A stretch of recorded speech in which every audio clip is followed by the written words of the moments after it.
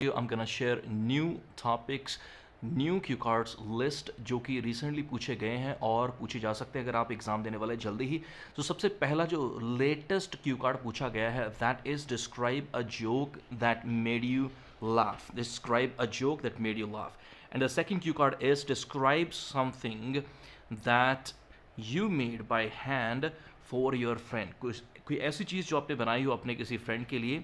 And the next topic is an embarrassing moment. कोई ऐसे embarrassing moment हो. And the latest topic is recently asked talk about an innocent child. Talk about an innocent child. Okay. And there is also a topic describe a time when you had a discussion on money.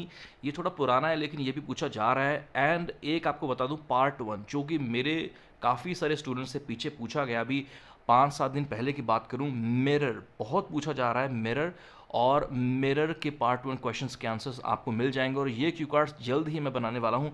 And I will be sharing my beautiful sample answers with all of you. And if you are going to take exam soon, good luck for your exam.